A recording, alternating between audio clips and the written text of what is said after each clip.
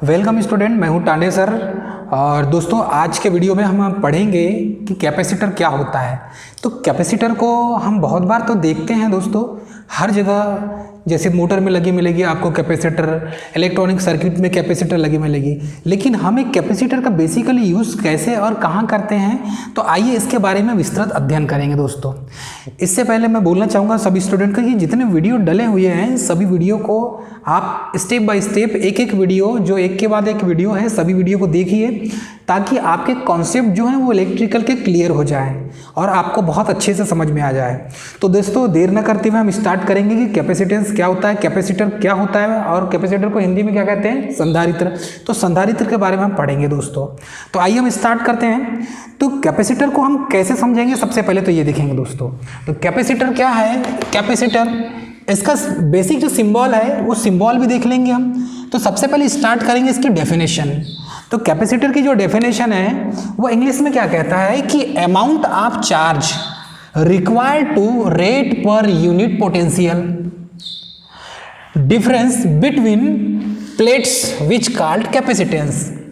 तो amount of charge is required, जो आवश्यकता होगी, चार्ज की आवश्यकता होगी वो कैसे होगी, रेट पर यूनिट पोटेंशियल के डिफरेंस के बराबर। तो उस दोनों के बीच में, दो प्लेटों के बीच में जो rate per unit potential difference जो प्राप्त होगा वही प्लेट्स क्या होगी, उसमें जो प्लेट में डिफरेंस पैदा होगा उसी के कारण जो करंट फ्लो उसमें आवेश प्राप्त होगा और उसी आवेश को हम क्या कहेंगे, कैपेसिटेंस कहेंगे। कहने का मतलब दूसरे शब्दों में दोस्तों हम इस तरीके समझ सकते हैं कि 1 कूलाम का चार्ज देने पर दोनों प्लेटों के बीच में हम क्या देंगे, 1 कूलाम का चार्ज देंगे। तो ये प्लेट है फर्स्ट वाली और ये प्लेट होगी सेकेंड वाली। तो दोस्तों ये प्लेट में 1 कूलाम का चार्ज है, तो ये पॉजिटिव प्लेट हो गई और ये नेगेटिव प्लेट हो गई दोस्तों। अब ये दोनों प्लेट के बीच में एक डाइलेक्ट्रिक मीडियम है दोस्तों। तो इन दोनों के बीच में जब 1 कूलाम का क्या देंगे हम, 1 कूलाम का आवेश देंगे इन दोनों को। तो यहाँ से हमने 1 कूलाम का आवेश दे दिया दोस्तों, ये देखिए प्लस माइनस। जब इसको हम आवेश देंगे 1 कूलाम का, तो आवेश देने पर क्या हो जाएगा, आवेश देने पर इन दोनों को जब आप आवेश देंगे तो ये दोनों प्लेट्स में यदि उनके मध्य 1 वोल्ट का पोटेंशियल डिफरेंस, पीडी का मतलब होता है पोटेंशियल डिफरेंस, जिसे कहते हैं विभवांतर। तो हमने आवेश जो दिया 1 कूलाम दिया, कितना दिया, 1 कूलाम दिया, और इन दोनों प्लेट के बीच में 1 वोल्ट का, कितने का, 1 वोल्ट का पोटेंशियल डिफरेंस पीडी प्राप्त हुआ हमें। तो उसका कैपेसिटेंस क्या हो जाएगा, 1 फैराड हो जाएगा। तो इन प्लेट का जो कैपेसिटेंस होगा, कैपेसिटेंस ये क्या हो जाएगा, 1 फैराड हो जाएगा दोस्तों। इसका कैपेसिटेंस क्या हो जाएगा, 1 फैराड। यदि हम 1 कूलाम क्या दिए, चार्ज दिए और दोनों प्लेट के बीच में 1 वोल्ट पोटेंशियल डिफरेंस प्राप्त हुआ, 1 वोल्ट पीडी प्राप्त हुआ, तो इन दोनों को देने के कारण हमें यहाँ पर कैपेसिटेंस क्या मिलेगा, 1 फैराड हमें प्राप्त होगा दोस्तों। तो ये कैपेसिटर जो है इसमें 2 प्लेट होती है और इन दोनों प्लेटों के बीच में इंसुलेटिंग मटेरियल होता है। ये क्या है, इंसुलेटिंग मटेरियल है दोस्तों। और ये जो इंसुलेटिंग मटेरियल है, ये इंसुलेटिंग मटेरियल माइका हो सकता है, ऑयल हो सकता है और इलेक्ट्रोलाइट हो सकता है, इलेक्ट्रोलाइट। उसके बाद हम सिरेमिक का यूज़ कर सकते हैं, पेपर का यूज़ कर सकते हैं। तो ये इंसुलेटिंग मटेरियल है दोस्तों। इतने सारे, माइका हो गया, ऑयल हो गया, इलेक्ट्रोलाइट, सिरेमिक और पेपर, इतने सारे इंसुलेटिंग मटेरियल का हम यूज़ कर सकते हैं दोस्तों। और यूज़ करने के बाद ये जो बीच में जो माध्यम है, ये माध्यम में हम यहाँ पर रखेंगे। जैसे पेपर का यूज़ करना है तो पेपर कैपेसिटर बन जाएगा, इसके ऊपर पेपर लपेट देंगे हम। तो ये जो है चार्ज को स्टोर करके और उसके बाद पोटेंशियल डिफरेंस पैदा होगा तो उसको फिर से डिस्चार्ज भी हो जाएगा, अर्थात कि सप्लाई देना भी चालू कर देगा। लेने और देने का काम इस कैपेसिटर का है। तो ये चार्ज को स्टोर करके रख सकता है। लेकिन ये किस प्रिंसिपल वर्क करता है दोस्तों, तो ये इसका जो वर्क है ये इलेक्ट्रोस्टैटिक के प्रिंसिपल पर वर्क करता है दोस्तों। तो ये जो इलेक्ट्रोस्टैटिक है यही है स्थिर विद्युत। तो स्थिर विद्युत मतलब इलेक्ट्रोस्टैटिक के प्रिंसिपल पर वर्क करता है कैपेसिटर, ये हमें पता चल गया। कैपेसिटर का जो अपोजिट होता है वो इलास्टेंस होता है। तो कैपेसिटेंस का अपोजिट क्या हो जाएगा? इलास्टेंस। क्या हो जाएगा? इलास्टेंस कैपेसिटेंस का अपोजिट हो जाएगा दोस्तों। अब इसका जो फार्मूला जब हम देखेंगे तो इसका फार्मूला क्या बनता है? तो इसका फार्मूला बनता है C = Q/V। ये फार्मूला हमने बहुत बार पढ़ा है, C = Q/V। अब यहां पर जो C है ये क्या है? कैपेसिटेंस है। Q क्या हो गया? चार्ज या आवेश, और V क्या है? वोल्टेज। इसे ही पोटेंशियल डिफरेंस कहा जाता है दोस्तों। तो जब तक दोनों प्लेटों के बीच में पोटेंशियल डिफरेंस प्राप्त नहीं होगा तब तक इससे करंट फ्लो होना नहीं चालू हो सकता। तो इसमें पोटेंशियल डिफरेंस मतलब कि यहाँ पर क्या होना चाहिए? दोनों प्लेट्स के बीच में विभव में अंतर होना चाहिए, तभी करंट यहाँ से चार्ज जो है इनकमिंग और आउटगोइंग दोनों होगी। कहने का मतलब ये चार्ज और डिस्चार्ज तभी होगा। यदि किसी मोटर के साथ, ये कोई मोटर है दोस्तों और ये मोटर का रोटर पार्ट है, यहाँ से आपने एक कैपेसिटर लगा दिया इसमें। तो ये जो कैपेसिटर है, ये कैपेसिटर जब इस मोटर को देगा तो ये मोटर से सप्लाई जुड़ा हुआ है कैपेसिटर का। अब इस कैपेसिटर में हमने यहाँ से फेस और न्यूट्रल सप्लाई दिया हुआ है।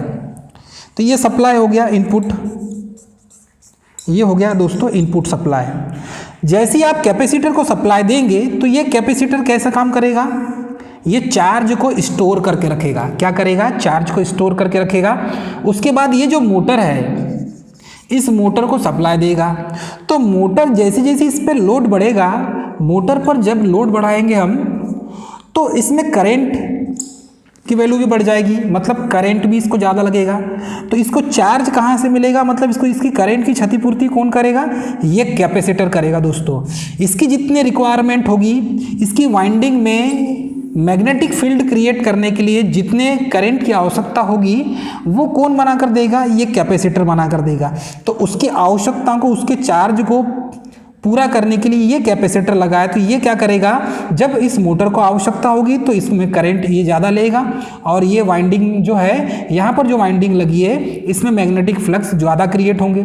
तो ये बोल सकते हैं हम कि इसमें यदि जब लोड बढ़ाते हैं हम तो करंट की ज़्यादा आवश्यकता पड़ती है इसको टॉर्क बनाने के लिए। तब की सिचुएशन में ये करंट ज़्यादा लेती है दोस्तों, और ये करंट ज़्यादा लेने के कारण फिर ये जो कैपेसिटर इसकी क्षतिपूर्ति करेगा, और क्षतिपूर्ति करने के बाद ही ये मोटर जो है स्पीड से घूमेगी। तो हम ये बोल सकते हैं कि इसकी जो आवश्यकता को पूरी कौन कर रहा है? ये कैपेसिटर कर रहा है। तो करंट की वैल्यू को इंक्रीज करने का काम किसका है? यहाँ पर कैपेसिटर का है दोस्तों। तो इस तरीके से हम इसको समझ सकते हैं। तो ये इलेक्ट्रोस्टैटिक के प्रिंसिपल पर वर्क करता है दोस्तों। अब हम कैपेसिटर को सीरीज में भी जोड़ते हैं और पैरेलल में भी जोड़ते हैं। तो बहुत सारे सीरीज में कैपेसिटर को जोड़ेंगे तो कैसा जोड़ेंगे, और पैरेलल में कैसा जोड़ेंगे। तो आइए हम देखते हैं कि कैपेसिटर को सीरीज में कैसा जोड़ेंगे और पैरेलल में कैसा जोड़ेंगे।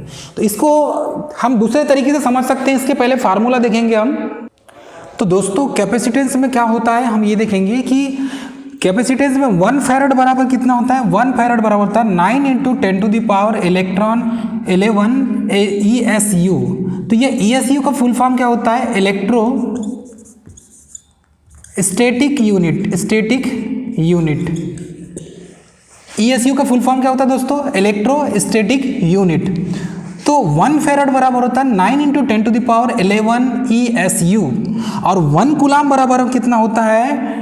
2 इसका कितना होता है दोस्तों? ये देखेंगे हम तो 6.25 होता है। 6.25 × 10⁻18 इलेक्ट्रॉन।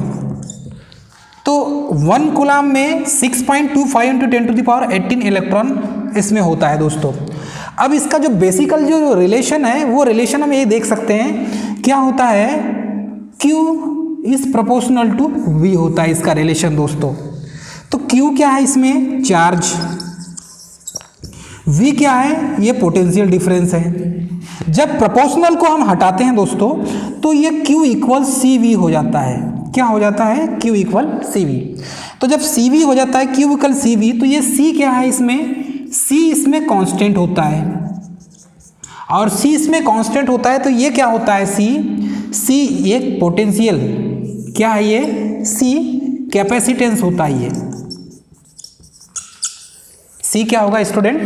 कैपेसिटेंस होगा। तो अब इसको हम यहाँ पर यदि C हमें निकालना है तो C हो जाएगा C Q अपान V हो जाएगा दोस्तों। C इक्वल क्या हो जाएगा? Q अपान V हो जाएगा। तो ये C क्या हो जाएगा आपका? कैपेसिटेंस। Q चार्ज हो जाएगा और V पोटेंशियल डिफरेंस हो जाएगा। तो इसे हम इस तरीके से समझ सकते हैं। तो 1 कूलाम बहुत बार एग्जाम में पूछा गया है, 1 फैराड पूछा गया है, 9 × 10⁻11 इलेक्ट्रोस्टैटिक यूनिट। तो 9 × 10⁻11 इलेक्ट्रोस्टैटिक यूनिट, ये इसके बारे में पूछा गया दोस्तों बहुत बार एग्जाम में। तो ये कैपेसिटर जो है ये लीनियर बाइलेटरल होता है। कैपेसिटेंस क्या होता है? लीनियर बाइलेटरल, मतलब कि ये लीनियर एंड बाइलेटरल होता है। बाइलेटरल, तो बाइलेटरल कैसे होता है ये भी देखेंगे। लीनियर मतलब कि रेखीय, एंड द्विदिशात्मक होता है। द्विदिशात्मक मतलब दोनों दिशा में धारा का प्रवाह करता है। तो द्विदिशात्मक होता है। लीनियर बाइलेटरल का मतलब यही होता है दोस्तों, कैपेसिटर लीनियर बाइलेटरल होता है। और इसमें जो आवेश है, ये प्लेट जो है पॉजिटिव प्लेट, ये आवेश पॉजिटिव प्लेट और नेगेटिव प्लेट के बीच में होता है। तो ये एनर्जी को स्टोर करके रखता है। एनर्जी को स्टोर करके रखता है। स्टोर क्या करता है?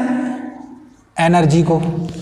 तो एनर्जी को स्टोर क्यों करता है, उसके पीछे भी खासा रीज़न है। तो पॉजिटिव प्लेट और नेगेटिव प्लेट के बीच में जो माध्यम है, ये नेगेटिव प्लेट हो गया, जो माध्यम है यहीं पर एनर्जी स्टोर करके रखता है दोस्तों।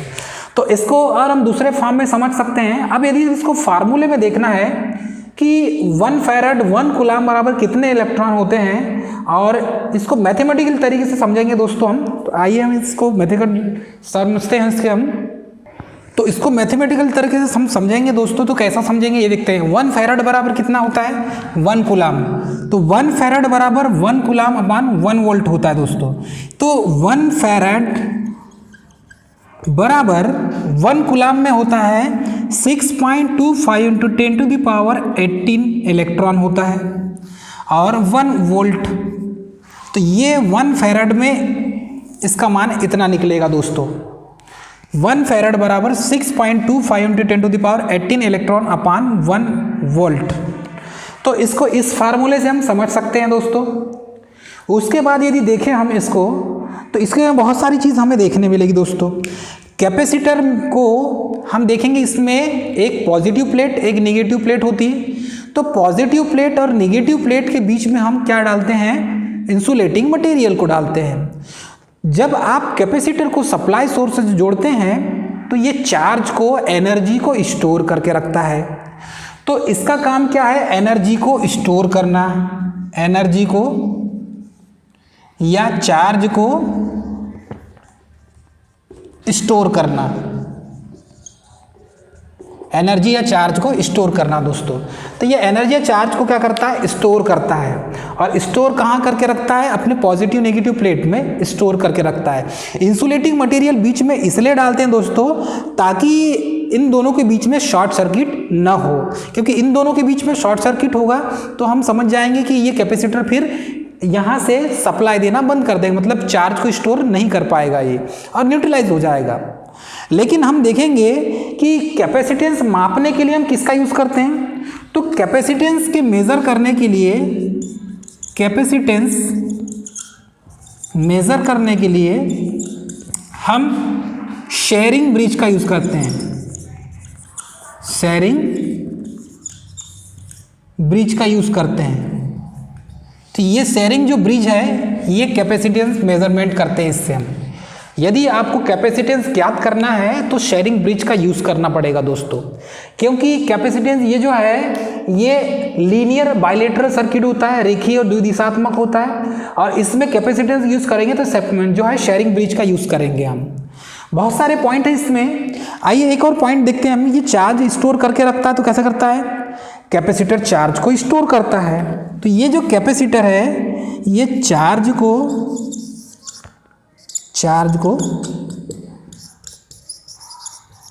स्टोर करता है, और जब चार्ज को स्टोर करता है तो हम देखते हैं कि ये प्लेट पर इलेक्ट्रोस्टैटिक स्ट्रेस के कारण करता है। ये तो प्लेट पर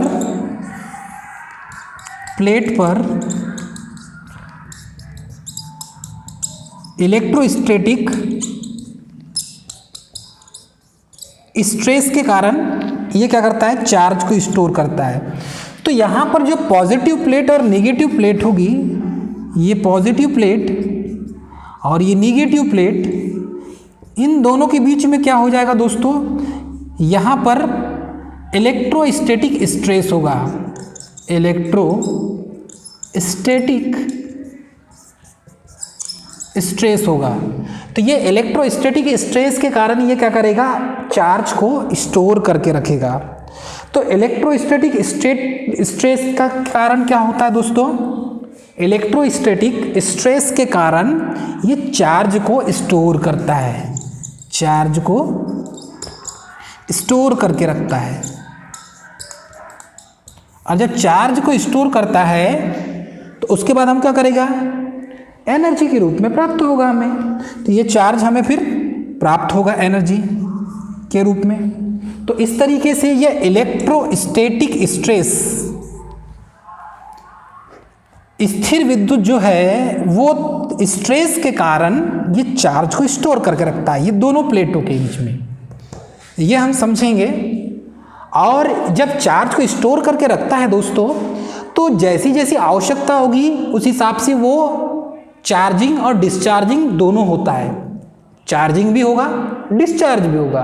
फिर आवश्यकता पड़ेगी तो डिस्चार्ज हो जाएगा, मतलब अपने जो चार्ज है वो दूसरे को दे देगा, और आवश्यकता जब पड़ेगी तो खुद फिर चार्ज हो जाएगा।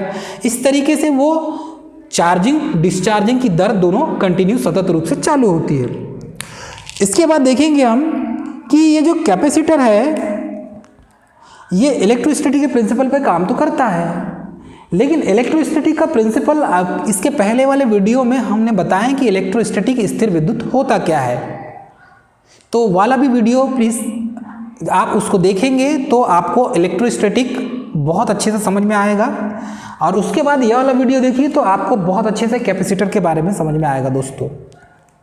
इसके बाद हम देखेंगे कि 1 माइक्रोफैरड मतलब क्या होता है। 1 माइक्रोफैरड बराबर कितना होता है ये देखेंगे हम। तो 1 माइक्रोफैरड बराबर होता है 10 टू द पावर -6। 1 माइक्रोफैरड बराबर कितना होगा, 10 टू द पावर -6। वैसे ही 1 पिकोफैरड, 1 नैनोफैरड, इसके बारे में भी हम देखेंगे। तो 1 माइक्रोफैरड बराबर होगा 10 टू द पावर -6। तो 1 माइक्रोफैरड बराबर होगा 10 टू द पावर -6। 1 पिकोफैरड बराबर होगा 1 नैनोफैरड बराबर होगा। तो 1 नैनोफैरड बराबर दोस्तों कितना होगा, 10 to the power -9। 10 to the power -9। तो ये जो n होगा ये छोटा होगा, 10 टू द पावर -9 होगा। 1 माइक्रोफैरड 10 टू द पावर 6। 1 पिकोफैरड और 10 टू द पावर -12। इस टाइप से याद रखेंगे दोस्तों। तो ये जो है बहुत बार पूछा भी जाता है एग्जाम में कि 1 माइक्रोफैरड, 1 पिकोफैरड, 1 नैनोफैरड ये कितना होता है। तो आइए हम इसको सीक्वेंस में जमा लेते हैं। इसको नैनोफैरड कर लेते हैं और यहाँ पर 10 टू द पावर -9 कर लेते हैं, और इसको कर लेते हैं 1 पिकोफैरड बराबर 10 टू द पावर -12। इस तरीके से हम इसे लिखेंगे दोस्तों। टाइप्स ऑफ कैपेसिटर देखेंगे हम। तो टाइप्स ऑफ कैपेसिटर, बहुत टाइप के कैपेसिटर होते हैं अकॉर्डिंग टू वर्क। तो जो टाइप्स ऑफ कैपेसिटर है, टाइप्स ऑफ कैपेसिटर ये वर्क के आधार पर अलग अलग हैं। तो अकॉर्डिंग टू वर्क के आधार पर कैपेसिटर आपको अलग मिलेंगे दोस्तों। तो अकॉर्डिंग टू वर्क के आधार पर फिक्स्ड और दूसरा एडजस्टेबल होता है। तो फिक्स्ड कैपेसिटर और एडजस्टेबल कैपेसिटर, ये जो फिक्स कैपेसिटर होता है दोस्तों, ये इसमें इसकी वैल्यू आपको फिक्स मिलेगी, अर्थात जैसे कि 2.5 माइक्रोफैरड का कैपेसिटर है तो वो उतना ही मिलेगा आपको। तो फिक्स कैपेसिटर किस किस का मिलेगा आपको? माइका का मिलेगा और पेपर का मिलेगा। फिक्स्ड जो कैपेसिटर है, फिक्स्ड कैपेसिटर, ये माइका, पेपर, ये इन सब का मिलेगा फिक्स कैपेसिटर। और एडजस्टेबल कैपेसिटर जो है वो आपको मिलेगा एक ट्रिमर और पैडर टाइप का मिलेगा आपको। तो ट्रिमर और पैडर टाइप का जो कैपेसिटर होता है ये एडजस्टेबल होता है। उसके बाद तीसरा और एक और होता है दोस्तों वेरिएबल वाला, वेरिएबल कैपेसिटर। तो पहला हो गया फिक्स कैपेसिटर, दूसरा एडजस्टेबल और तीसरा वेरिएबल कैपेसिटर। तो फिक्स कैपेसिटर कौन कौन सा हुआ? माइका और पेपर। दूसरा है एडजस्टेबल कैपेसिटर। तो एडजस्टेबल जो कैपेसिटर मिलेगा वो आपको मिलेगा ट्रिमर और पैडर टाइप का। तो ये है ट्रिमर एंड पैडर टाइप। तो ट्रिमर और पैडर टाइप के जो कैपेसिटर होंगे वो एडजस्टेबल कैपेसिटर कहलाते हैं। और थर्ड है वेरिएबल कैपेसिटर। अभी ये जो वेरिएबल कैपेसिटर है दोस्तों, इनको देखेंगे तो जैसे कि गैंग कैपेसिटर आपने पढ़े होंगे, तो गैंग कैपेसिटर जो है वो वेरिएबल कैपेसिटर कहलाते हैं। गैंग कैपेसिटर ये वेरिएबल कैपेसिटर की लिस्ट में आते हैं दोस्तों। तो हमने मुख्यतः 3 प्रकार के वर्क के आधार पर, कार्य के आधार पर हमने 3 प्रकार के कैपेसिटर पढ़े दोस्तों। उसमें से फिक्स कैपेसिटर पढ़ा। फिक्स कैपेसिटर में माइका, पेपर, ये फिक्स कैपेसिटर की लिस्ट में आएंगे। सेकंड है एडजस्टेबल। तो इसमें ट्रिमर और पैडर टाइप के जो कैपेसिटर होते हैं वो कैपेसिटर एडजस्टेबल कैपेसिटर कहलाते हैं दोस्तों। उसके बाद है वेरिएबल कैपेसिटर। वेरिएबल कैपेसिटर में आता है गैंग कैपेसिटर। और गैंग कैपेसिटर जो है बहुत बार आपको ट्यूनिंग के लिए यूज़ किए जाते हैं, जैसे कि आपके रेडियो हो गया, FM रेडियो हो गया, उसमें हम गैंग कैपेसिटर का यूज़ करते हैं दोस्तों। उसके बाद सेकंड देखेंगे अकॉर्डिंग टू डाइलेक्ट्रिक। अब अकॉर्डिंग टू डाइलेक्ट्रिक उसके आधार पर देखेंगे हम, तो ये अलग टाइप के कैपेसिटर आपको मिलेंगे। अब इसमें यदि दोस्तों हम देखते हैं कि अकॉर्डिंग टू डाइलेक्ट्रिक के अनुसार, तो डाइलेक्ट्रिक के अनुसार हम देखेंगे यहाँ दोस्तों तो क्या मिलेगा आपको? डाइलेक्ट्रिक के अनुसार अकॉर्डिंग टू डाइलेक्ट्रिक पहले मिलेगा आपको paper capacitor, paper capacitor. Second मिलेगा आपको माइका कैपेसिटर। थर्ड है सिरेमिक कैपेसिटर। फोर्थ है ऑयल कैपेसिटर। और फिफ्थ है इलेक्ट्रोलाइट कैपेसिटर, इलेक्ट्रोलाइट कैपेसिटर। तो ये इसमें अकॉर्डिंग टू डाइलेक्ट्रिक मीडियम के अनुसार जो पेपर कैपेसिटर है, ये पेपर कैपेसिटर कहाँ यूज़ करते हैं हम? मोटर में, ट्यूबलाइट में ये पेपर कैपेसिटर यूज़ किया जाता है। 2.5 माइक्रोफैरड का जो कैपेसिटर यूज़ करते हैं। माइका कैपेसिटर देखे होंगे आपने, माइका कैपेसिटर भी वो 2000 वोल्ट DC के लिए यूज़ किया जाता है। तो यहाँ पर देखे होंगे माइका का जो कैपेसिटर है वो 0.1 माइक्रोफैरड तक का बना जाता है। 0.1 माइक्रोफैरड का बना जाता है।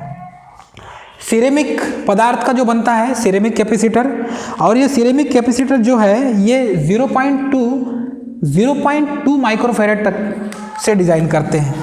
तो 0.2 माइक्रोफैरड उसके बाद ऑयल कैपेसिटर अब यूज़ किया जाता है दोस्तों। तो ये ऑयल कैपेसिटर जो है 1 माइक्रोफैराड से 25,000 वोल्ट डीसी तक यूज़ किया जाता है। 1 माइक्रोफैराड से ये जो 25,000 वोल्ट डीसी में इसका प्रयोग किया जाता है दोस्तों। इलेक्ट्रोलाइट कैपेसिटर ये 450 वोल्ट डीसी के लिए यूज़ किया जाता है, जहाँ तक 2 माइक्रोफैराड जो है वहाँ से स्टार्ट कर दिया जाता है इसे। इलेक्ट्रोलाइट कैपेसिटर 2 माइक्रोफैराड से 2000 वोल्ट डीसी तक यूज़ कर सकते हैं हम। और बहुत सारे इस कंपोनेंट को हम इलेक्ट्रॉनिक सर्किट में यूज़ करते हैं दोस्तों। फिक्स कैपेसिटर, जैसे हमने बताया फिक्स कैपेसिटर पेपर माइका का जो यूज़ किया जाता है। एडजस्टेबल कैपेसिटर, वेरिएबल कैपेसिटर, इन कैपेसिटर का जो यूज़ किया जाता है ये इलेक्ट्रॉनिक सर्किट में और इलेक्ट्रिकल सर्किट में दोनों में किया जाता है। लेकिन हम सबसे ज़्यादा सीलिंग फैन वगैरह मोटर में पेपर कैपेसिटर का सबसे ज़्यादा यूज़ करते हैं। ऑयल कैपेसिटर का भी और इलेक्ट्रोलाइट कैपेसिटर का भी मोटर में यूज़ किया जाता है, लेकिन वो रेटिंग के हिसाब से है।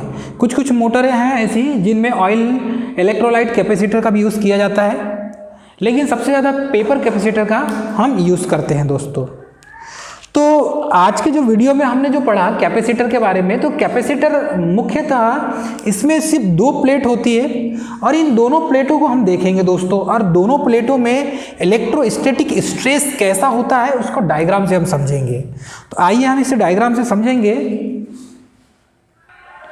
अब दोस्तों इसमें अर्थिंग की कंडीशन में क्या करते हैं, देखिए ये है पॉजिटिव प्लेट और ये है निगेटिव प्लेट। पॉजिटिव प्लेट ए, निगेटिव प्लेट बी, ये मान सकते हैं। प्लेट ए और प्लेट बी के बीच में डाइलेक्ट्रिक मीडियम रखा हुआ है जिसे रिलेटिव परमिटिविटी ऑफ मीडियम कहते हैं। ये जो एप्सिलॉन आर है ये दोनों प्लेट के बीच में डाइलेक्ट्रिक मीडियम है। तो जब ये डाइलेक्ट्रिक मीडियम दोनों के बीच में रहेगा तो यहाँ इलेक्ट्रोस्टैटिक स्ट्रेस होगा।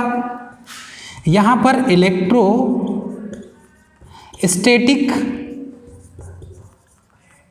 स्ट्रेस होगा दोस्तों।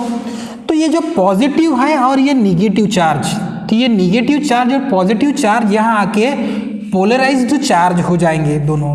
तो दोनों बीच में पोलराइज्ड चार्ज हो जाएगा। तो ये जो प्लेट है इसको हमने क्या कर दिए, अर्थ कर दिए। तो ये अर्थ हो गया। तो इस साइड वाला जो पॉजिटिव चार्ज है ये कहाँ हो जाएगा, पॉजिटिवली चार्ज, ये अर्थ हो गया, ग्राउंडेड हो गया। ये क्या हो जाएगा, ये ग्राउंडेड हो जाएगा। ये कौन सी कंडीशन है, ये अर्थ की कंडीशन में है, अर्थ की कंडीशन में। तो ये अर्थिंग कंडीशन में है। जब आप इसको ऐसा करेंगे तो ये पॉजिटिव प्लेट और जो नेगेटिव प्लेट है ये दोनों प्लेट क्या हो जाएंगे, यहाँ पर प्लेट ए और प्लेट बी। तो प्लेट बी का जो पॉजिटिव है ये ग्राउंड हो गया। तो इसके पास बचा क्या, नेगेटिव। और ये पॉजिटिव आयंस और ये निगेटिव, मतलब ये पॉजिटिव चार्ज और निगेटिव चार्ज यहाँ पर जब कोलैबोरेट होंगे तो ये हो जाएंगे पोलराइज्ड रूप से चार्ज, पोलराइज्ड रूप से चार्ज हो जाएंगे दोस्तों। और चार्ज हो जाएंगे तो यहाँ पर आवेश एकत्रित हो जाएगा। क्या हो जाएगा, आवेश एकत्रित हो जाएगा। और जब आवेश एकत्रित हो जाएगा दोस्तों तो इसी का यूज जब हम क्या करेंगे, आवेश को एकत्रित करने का मतलब स्टोर हमने कर लिया। तो स्टोर कर लिया तो ये जो क्या है, निगेटिव और पॉजिटिव आवेश यहाँ पर जो एकत्रित हुआ है, मतलब यहाँ पर चार्ज या एनर्जी जो स्टोर हुई है वो किसके वजह से हुई है, यही डाइलेक्ट्रिक मीडियम के कारण। और यही डाइलेक्ट्रिक मीडियम के कारण एनर्जी चार्ज स्टोर होने का कारण यही है। और ये पॉजिटिव निगेटिव प्लेट जो है या प्लेट ए या प्लेट बी के बीच में जो माध्यम रखा हुआ है यही माध्यम होता है एप्सिलॉन आर। ये होता है रिलेटिव परमिटिविटी, मतलब कि सापेक्ष विद्युतशीलता, सापेक्ष विद्युतशीलता दोस्तों। तो ये इसके कारण एप्सिलॉन आर के कारण निगेटिव और पॉजिटिव ये जो चार्ज है यहाँ पर स्टोर होते हैं। और इसी का उपयोग हम क्या करते हैं, फिर यही C = Q/V के रूप में हमें प्राप्त होता है। तो हम इस तरीके से इसको समझ सकते हैं दोस्तों। और ये पोलराइज्ड चार्ज होने के कारण ही ये इलेक्ट्रोस्टैटिक जो है एनर्जी या चार्ज को स्टोर करके रखता है। तो हम इसे इस तरीके से कैपेसिटर को समझ सकते हैं दोस्तों। और कैपेसिटर जो है सीरीज और पैरेलल में भी कनेक्ट किया जाता है। तो सीरीज में हम देखेंगे कैपेसिटर सीरीज में, तो सीरीज में 1/C इक्वल हो जाएगा 1/C1 plus 1/C2 plus 1/C3 हो जाएगा। पैरेलल में हो जाएगा C equal C1 plus C2 plus C3। इस तरीके से हम पैरेलल में और सीरीज में कैपेसिटर को कनेक्ट करते हैं।